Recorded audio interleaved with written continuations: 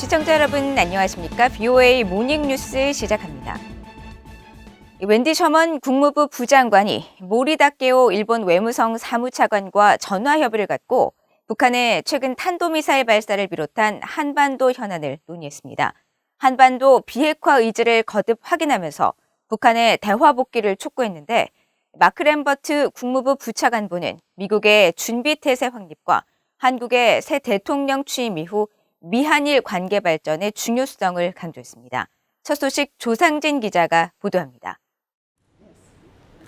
웬디 셔먼 미국 국무부 부장관과 모리 다케오 일본 외무성 사무차관이 15일 전화회담을 갖고 북한의 최근 탄도미사일 발사가 야기하는 불안정성을 논의했다고 국무부가 밝혔습니다.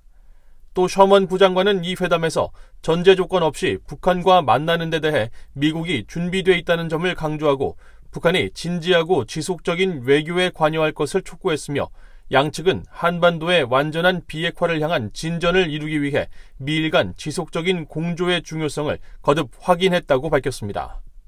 이어 셔먼 부장관은 북한 문제는 물론 인도태평양 지역의 여러 공동 우선순위들을 해결하기 위한 미한일 3자 협력의 중요성에 대해서도 강조했다고 설명했습니다. 이런 가운데 마크 램버트 국무부 한일 담당 부차관보는 15일 한미 동맹재단이 주최한 화상대담에 참석해 북한이 미한 동맹에 있어 가장 어려운 사안이라며 북한의 대화 복귀를 압박하기 위해 다른 나라들과 협력을 모색하고 있다고 밝혔습니다. 램버트 부차관보는 미국이 북한에 적대적 의도가 없다는 점과 여전히 관여할 의지가 있다는 점을 분명히 하고 있지만 지금까지 북한이 아무런 의지도 보이지 않고 있다면서 미국은 준비태세와 억지력 제고에도 계속 초점을 맞출 것이라고 강조했습니다. We will continue to focus on readiness and deterrence. This means being able to conduct robust exercises with each other and ensuring that our two militaries have the capabilities they need. 램버트 부차관보는 또 다음 달 9일 치러지는 한국의 대통령 선거 이후 미국과 일본이 새로 집권할 한국 정부의 안보팀과 관계를 발전시키는 것이 매우 중요하다면서 새로운 미한일 관계 확립의 중요성을 강조했습니다. I'll be frank, my country is less secure when our two dear allies, the Republic of Korea and Japan, are not cooperating as fully as they can.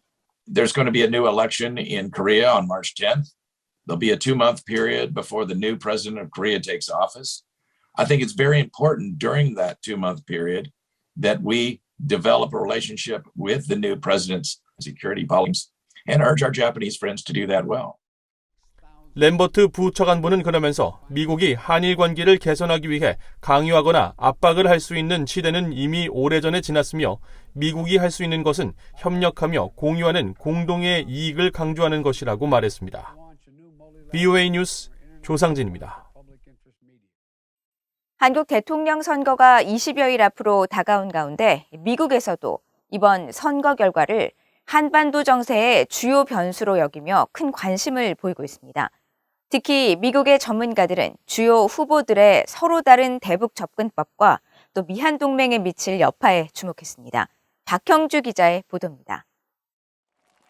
한반도 정세의 주요 변수로 꼽히는 제20대 한국 대통령 선거의 공식 선거운동이 시작된 가운데 미국 워싱턴의 민간단체인 전미북한위원회가 개최한 화상 세미나에서는 한국의 대선 결과가 미한 동맹과 한반도 정세에 미칠 영향이 지적됐습니다. 미국 외교협회의 스콧 스나이더 한국 담당국장은 특히 미한 관계가 매우 제도화됐고 동맹을 지속 가능하게 하는 많은 연결고리가 있지만 미한 동맹의 위험 요소는 미국과 한국의 리더십에서 기인한다면서 이른바 지도자 변수를 지적했습니다. 전임 트럼프 행정부가 동맹 가치보다 미국의 이익을 우선하는 접근으로 동맹 관계를 위험에 처하게 했던 것처럼 한국 내 특정 진영에서도 같은 위험 요소가 발생할 수 있다는 것입니다. There are also risks among in the event that a certain segment within South Korea claims control and leadership over policy toward North Korea that privileges North Korea policies over the alliance policies, then that could also be a risk factor. 우드로 윌슨 센터의 진리 선임 연구원은 북한의 김정은 국무위원장이 대북 관여에 우호적인 대통령을 선호한다는데 의심의 여지가 없다고 밝혔습니다. 그러면서 북한 정권은 한국과 미국의 정권 교체에 따른 정책 변화에 매우 익숙하다면서 김정은은 한국의 보수 정부가 들어서더라도 이를 자신에게 유리한 방향으로 활용하려 할 것이라면서 새로운 무기 체계와 대내적 정당성 확보와 함께 향후 핵 협상을 대비한 무기고 확대가 전략적 목표라고 지적했습니다. His own agenda is both to secure his legitimacy at home with new weapons, but also to plan ahead to boost his arsenal in preparation for future nuclear negotiations, so that even if the South Koreans elect a conservative to the Blue House, Kim Jong-un will use that development to his advantage. 미국 웨슬리대의 캐서린 문 정치학 교수는 전반적으로 대북 대중적분에서 미국과 한국 보수 정부의 공조가 더 용이할 것이라는 평가와 함께 두 유력 후보에 대한 도전 요소도 지적했습니다. Yoon has also made it clear that he would reinstate, if he is able to, with the United States, the joint U.S. military exercises. He has been criticized for not knowing what he's talking about, especially on foreign policy in the Korean public. I think Lee would be a little bit more difficult for the U.S. policymakers to figure out, partly because he's right now stuck in the shadows of President Moon Jae-in. 스콧 스나이더 국장은 과거 오바마, 이명박 정부처럼 미국 민주당 정부와 한국의 보수 정부의 공조가 잘 이루어졌던 사례들이 있었다면서 바이든 행정부와 한국의 보수 정부가 여러 접근법에서 더 일치할 것이라고 전망했습니다. 진리 선임연구원은 지난해 5월 바이든 대통령과 문재인 대통령의 공동 성명을 미한 협력의 모범 사례로 거론하면서 이 같은 협력은 다음 정부로도 이어질 수 있을 것으로 내다봤습니다. VOA 뉴스 박형주입니다. 미국이 장거리 핵폭격기와 병력들을 괌 앤더슨 기지에 배치했습니다.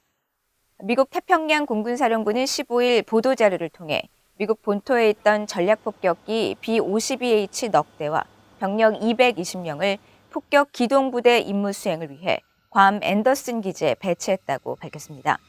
미군이 장거리 핵폭격기인 B-52H의 괌 기지 배치 사실을 공개한 것은 올해 들어 처음입니다. 한편 미국 인도태평양 사령부는 15일 보도자료를 통해 미국 해군 기동특무부대 70참모본부가 한국 해군 지도자들과 함께 2년마다 열리는 회의를 갖고 같은 생각을 가진 동맹으로서 영내 평화와 안정 보장을 위한 고급 역량 통합 능력을 검증하고 개선할 기회를 논의했다고 밝혔습니다. 그러면서 이번 논의는 미국 해군 7함대 태스크포스 팀과 한국 해군 측이 함께 수행한 미래 훈련과 작전, 교전 상황을 가정해 이루어졌으며 이를 통해 특정 전쟁 분야에 집중하고 현재와 미래의 해상 교전을 개선하기 위해 공동으로 취할 수 있는 조치들을 검증했다고 강조했습니다. 미국 정부가 대북 제재 위반 행위에 연루된 것으로 보이는 중국 업체를 수출 규제 대상으로 지정했습니다. 규제 대상에 포함된 이 업체는 미국산 부품을 이용한 물품 제조를 할 수 없게 됩니다. 함지하 기자가 보도합니다. 미국 상무부 산업안보국이 15일 공개한 연방관보 공지문입니다. 상무부는 이 공지문을 통해 중국 업체 장수 티안유엔 메탈 파우더를 규제 대상으로 결정했다고 밝혔습니다. 규제 조치의 근거로는 미국의 안보에 위협이 되는 기업에 사전 허가를 요구하는 규정과 함께 북한과의 거래를 규제하도록 한 미국 수출 통제 규정 746항 4조를 제시했습니다. 746항 4조는 미국 상무부의 수출 관리 규정 적용 품목, 즉 미국산 부품과 기술이 포함된 물품이나 사치품 등을 북한으로 수출 또는 재수출하는 기업들에게 미국의 제재를 부과하도록 하는 내용을 담고 있습니다. 이에 따라 전 세계 기업들은 사전 허가를 받은 경우를 제외하고 미국 국가안보 관련 품목을 장수 티안유엔으로 수출 또는 재수출을 할 수 없게 됐습니다. 또 이들 업체들이 사전 허가를 신청하더라도 상무부는 검토 과정에서 거부 추정을 발동하게 돼 사실상 장수 티안유엔과의 거래를 끊도록 했습니다. 장수 티안유엔이 이번 규제 조치를 받게 된 배경은 알려지지 않았지만 이 업체는 2019년 이란, 북한, 시리아 대량 살상 무기 비확산법 위반 혐의로 상무부의 제재 명단에 포함됐었습니다. 중국 업체가 대북 제재 위반 등을 이유로 수출 규제 대상 목록에 오른 건 이번이 처음은 아닙니다. 앞서 상무부는 지난해 11월 미국 국가안보에 위협이 되는 총 27개의 해외 기업을 수출 규제 대상으로 지정하면서 북한 유령 회사에 미국과 다른 국가의 기술을 판매한 중국 기업 코라드 테크놀로지의 계열사 3곳을 포함시켰습니다. 또 도널드 트럼프 행정부 시절인 2020년 5월에는 중국 대형 통신 장비 업체인 화웨이가 미국 기술로 만들어진 반도체 공급 규제 대상에 오르기도 했습니다. 화웨이는 북한과 이란, 시리아 등 미국 정부가 미국산 장비와 부품 수출을 금지하는 나라에 해당 품목을 판매했다는 의혹을 받아왔습니다. 특히 화웨이의 멍완저우 부회장은 대북 제재 위반 등을 이유로 미국 법무부에 의해 기소되기도 했었습니다. BOE 뉴스 함재합니다.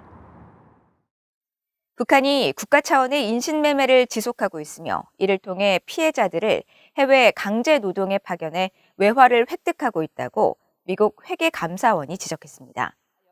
회계감사원은 최근 발표한 마약과 인신매매 관련 보고서를 통해 북한이 국가 주도의 인신매매를 지속하고 있다면서 북한 정권이 자국의 노동자들을 강제로 해외에 파견해 건설과 정보통신 기술, 접대 서비스 등 다양한 산업 분야에 종사하게 하고 있다고 국무부 인신매매 관련 보고서를 인용해 지적했습니다.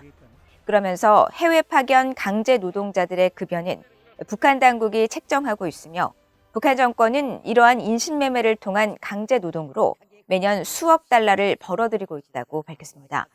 보고서는 북한 관리들은 정권 차원의 노동 착취로 벌어들인 수익을 통해 북한 정권을 지탱하고 불법 활동 자금을 지원하고 있다면서 탈북자들이 인신매매에 취약하다는 점을 고려할 때 북한 내 인권 유린 현실이 이러한 인신매매를 더욱 부추길 수 있다고 우려했습니다.